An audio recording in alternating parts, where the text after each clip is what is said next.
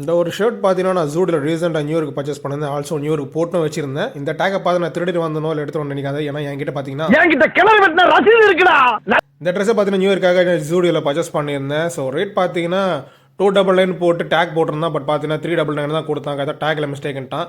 And பார்த்தீங்கன்னா bill போட்டுக்கப்புறம் வந்து பார்த்தீங்கன்னா இந்த ஒரு டேக் இருந்துச்சு. இது எப்படி ரிமூவ் பண்ண போகிறேன்னு தெரியாமல் தான் இந்த ஒரு ஆப்ஷன் பார்த்தேன். இது வந்ததுக்கப்புறம் தான் எனக்கே தெரிஞ்சுது. நியூயர்க்கு போடும் போது தான் எனக்கே தெரிஞ்சுது இந்த டேக் அதில் இருக்குது, மேக்னெட் டேக் பிரிக்காம விட்டாங்கன்ட்டு. ஸோ யூடியூப்பில் செக் பண்ணி பார்த்தீங்கன்னா அந்த மாதிரி ஆப்ஷன்ஸ் கொடுத்துருந்தான். கவரை வந்து அந்த கேப்பில் சுற்றிட்டே இருந்தால் வந்துடும் சொல்லிட்டு ஒரு ஆப்ஷன் கொடுத்தா வரல. ரெண்டாவது வந்து பார்த்தீங்கன்னா ஒரு ஃபோக்ஸ் போனை அதில் நுழைச்சிட்டு இன்னொரு ஃபோக்ஸ் போனை வந்து பேக் சைடாக உள்ளே விட்டால் ஓப்பன் ஆனு சொல்லியிருந்தான். ஸோ அதுதான் நான் ட்ரை பண்ணிட்டு இருக்கேன். இப்போது ஃபஸ்ட்டு வந்து ஃபோக்ஸ் போனை பார்த்தீங்கன்னா எப்படி விட்டோம், ஃபஸ்ட்டு போன ஆப்ஷன் வந்து ஃபெயிலியர் ஆகிடுச்சு, கவர் கட் ஆகிடுச்சு. இந்த மாதிரி விட்டுட்டு கொஞ்சம் நீக்கி உள்ளே ப்ரெஸ் பண்ணி ஓப்பன் பண்ணால் அது ஓப்பன் ஆகுன்னு சொன்னாங்க.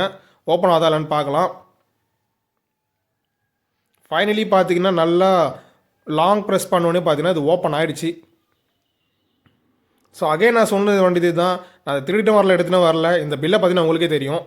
ஸோ அந்த மாதிரி உங்களுக்கு நடந்திருந்தால் கீழே கமெண்ட் பண்ணுங்கள்.